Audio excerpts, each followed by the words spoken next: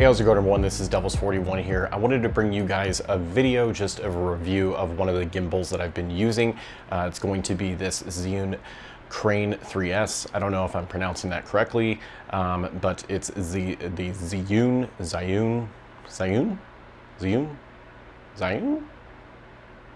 I don't know. But I'm going to be bringing you guys pretty much an honest review of this Crane 3S.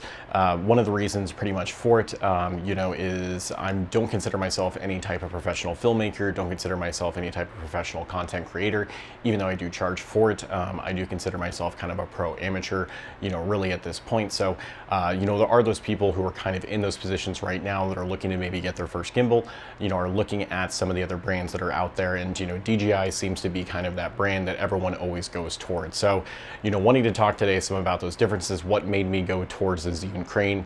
There really hasn't been anything new, at least that I've seen, come out from Zhiyun that really matches that RS3 kind of pro combo. Now, when I got this gimbal right here, I got it back in April, so there was only the RS2, really at the time. So when we were comparing the both and comparing the price, I decided to go with this versus the RS2 because I felt like it gave me a little bit more for my money, really at that time. I'm not really comparing the two, but just comparing kind of the atmosphere right now and really where it sits. My use case for this, just to help everyone who's kind of watching this video and may want, to really understand what my use case is for it.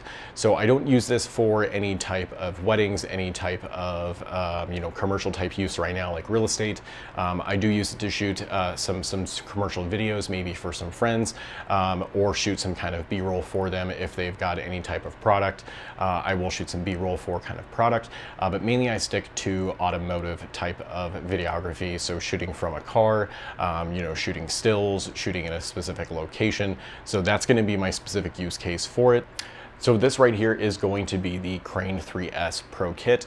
This was $899, or is priced $899 right now. And then you have the RS3 Pro Combo, which is priced at $1099. So not really comparing the both of them, but just saying that there is a price difference between the two, and really what you're getting with the RS3 Combo, versus kind of the Crane 3S, even though they're really on, different kind of levels as you would kind of compare right now, because the DJI is going to be newer, it's going to have a little bit better software in it.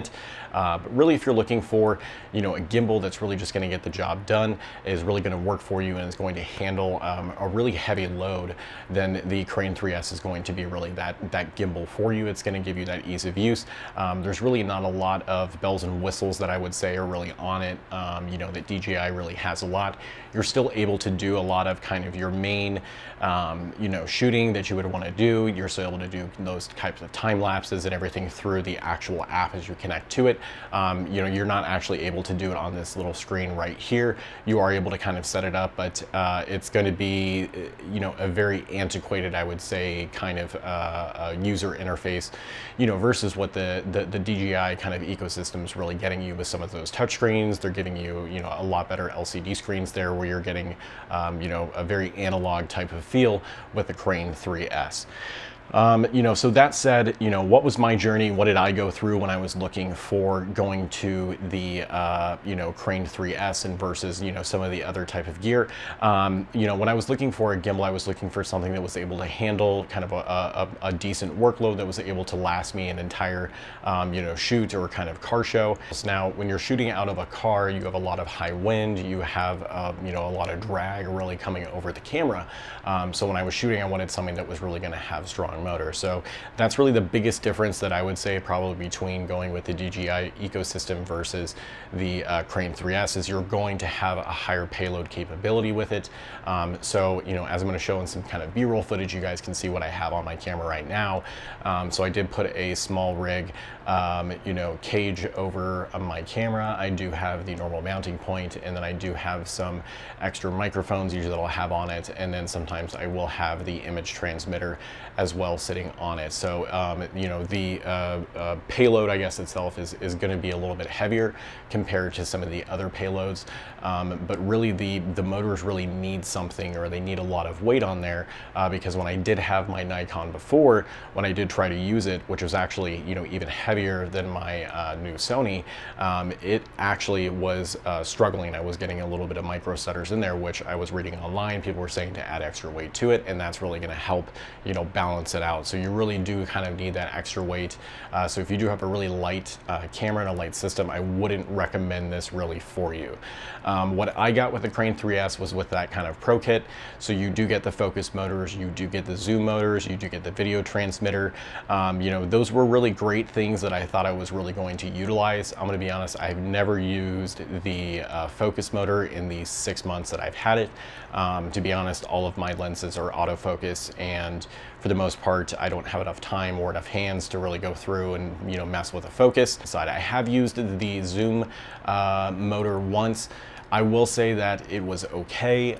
You know, it did kind of fall off track a couple of times. It wasn't the best user experience, but it did work, and it did work for the most part shooting out the back of a car. So it did work under, you know, some type of drag or load situation. The video transmitter, you know, has worked really well. I do use it with my phone. One of the things that is really kind of a downside within the Zhiyun you know, kind of ecosystem is there's really not a lot of aftermarket support. So when you're looking at, you know, video transmitters or anything like that, you know, not only do you have the video transmitter and you're able to connect it to your cell phone, but if you want to connect it to any type of monitor or anything like that, you need the video receiver. So you have to go to Zhiyun and get a video receiver as well.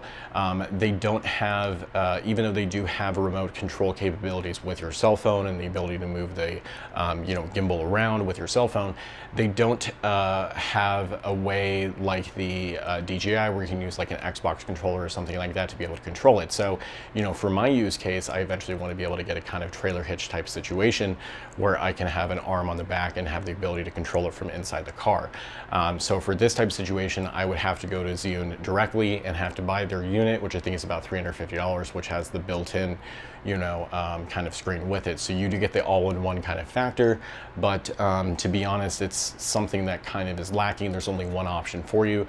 So if you're looking for a lot of aftermarket support, I would go with DJI. If you're looking for something where you're going to be having a lot of add-ons to it, you know, that being said, there is aftermarket support for the Zhiyun. I do have the small rig, you know, ring cage for this. It's just you don't have as big of an ecosystem like you do with DJI.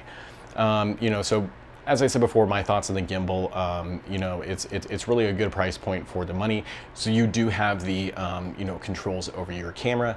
So for me, for example, you know, I was using a Nikon before, and then I recently switched to Sony.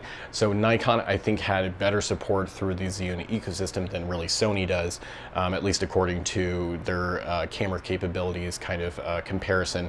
So, but I have the same, you know, type of camera support with it. The only issue that I do have with the Sony that I haven't really figured out yet is getting the record button to really work.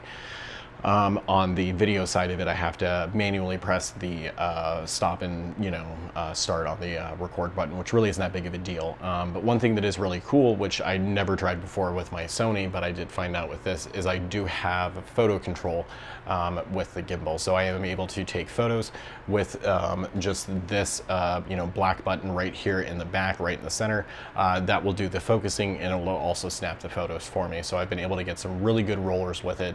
I will say that is probably one of the best things that I've gotten out of this, is really the ability to shoot rollers and, you know, having all these extra grips and stuff on it for the ability to kind of hang it out of a window and really just keeping it, you know, steady, because you do have a lot of extra weight, so it's really easy to keep it steady versus, you know, a lighter system, which is a little bit more difficult. So I will say setting up the gimbal, you know, balancing it, getting everything kind of set up on it is going to be pretty simple, comparable to any other type of gimbal out there.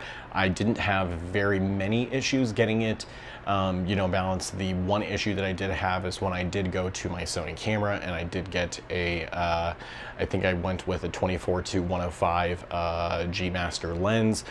So that lens is a little bit heavier, at least on the front end, and because you do have the telescoping of the lens, what I did have to do was use the, I think it was a lens support on that, which helped get out some of the micro stuttering, which I was actually experienced a little bit. So that was something that I figured out on my end. and you know, just through some trial and error, was just utilizing that, but it was able to get any of the micro stuttering out, and really haven't had any issues since. I have been able to mount it in portrait mode. I have been able to mount it in normal landscape mode. You know, really have not had any issues. It does have a lot of the same capabilities. We're able to shoot in the POV, the FPV mode, is shooting in any type of vertical mode. You know, I've done a couple of those types of camera shots and have gotten really good kind of results out of it. One thing I do want to give you guys kind of in my closing thoughts, really, you know, it seems like, you know, Zhiyun, at least when it comes to the Crane 3S, there hasn't really been a lot of aftermarket support with it. There hasn't been a lot of things that have come out. You know, if I were to do it all over again with, you know, kind of my, with what I paid for it and what I was looking for, I think I would probably go with the RS3. But that being said, this is with a newer, you know, type of model product. So I've been comparing it to the RS2, I guess, when I was buying this. So that's where I was kind of up in the air. But if I was buying it today, you know, that being said, and with Zhiyun not releasing, you know, anything really new that's going to be comparable to the RS3.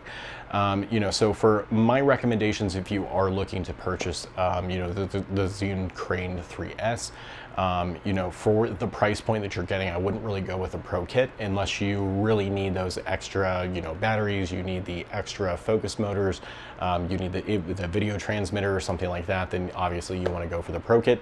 But I feel like if you just want the basic features, I would probably get the Smart Sling, just because I utilize that a lot for being able to change the aperture to the, you know, shutter speed. So I do utilize that, so that's why I would consider going with the Smart Sling option, which I think is around, you know, $500 to $600 or so. I want to thank you guys for stopping by, watching this video, you know, with me. This is just kind of my honest consumer reviews. I really haven't seen a lot out there. If you guys do have any more questions, I'm more than happy to answer them for you. You know, there's a lot of things that I could have gone into with this video, but I wanted to try to keep it a little bit more concise for you all, instead of having a really long, like 20-minute type of review with this. So if you have any questions, feel free to leave them down below. I will go ahead and answer them. I am going to be doing some videos in the future because I did switch from the Nikon to Sony. I'm probably going to be talking about some of the differences and, you know, what really made me switch between those. I am a hybrid shooter, I guess is what you would say. So I do shoot video and I do shoot photos as well. So thank you guys for watching the video. If you do have questions, feel free to leave them below. But thank you for stopping by, and we'll go ahead and see you in the next one.